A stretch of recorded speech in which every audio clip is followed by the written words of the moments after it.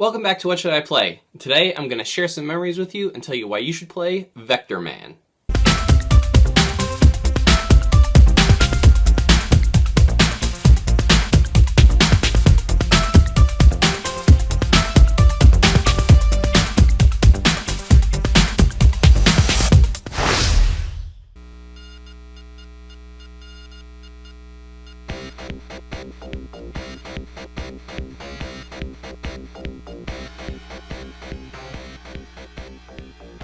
Vectorman, by Blue Sky Software, was released extremely late in the Genesis's life, October of 1995, only a few months before the N64, and 1 month after the Sony PlayStation. Its late release is curious, as it was intended to be Sega's answer to the pre-rendered 3D sprites of Donkey Kong Country, a game that was released nearly a year earlier. The timing seems off. However, based on anecdotes in Blake Harris's Console Wars, we know that behind the scenes, Sega was already beginning to fall apart.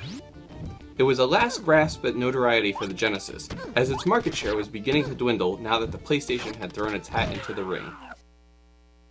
Vectorman's plot is straight out of the Disney movie WALL-E, despite being over a decade earlier.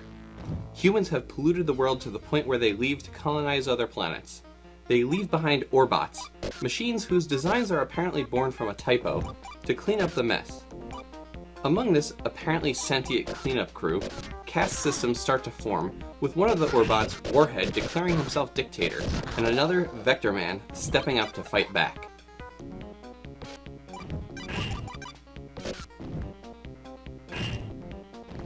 The graphics and presentation are good, as you would expect from a late-release game, but the biggest problem I had was that it didn't seem balanced.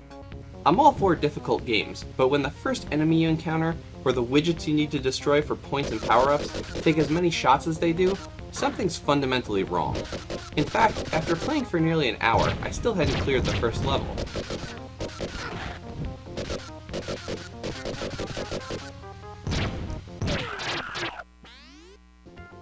While I would love to file this in my list of games that I haven't beaten but love to keep trying, I don't feel the need to revisit it further. Games like Ninja Gaiden, Ghosts and Goblins, and Battletoads feel complete and enjoyable, and are certainly better choices. That said, if you haven't ever played Vectorman, you certainly should.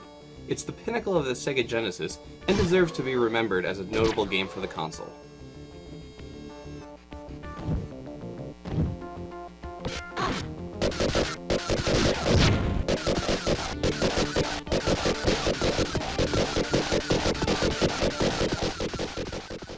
Do you have any memories of Vectorman? Let me know in the comments below.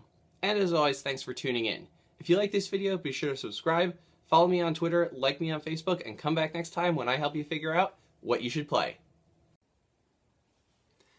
Click here to check out last week's episode.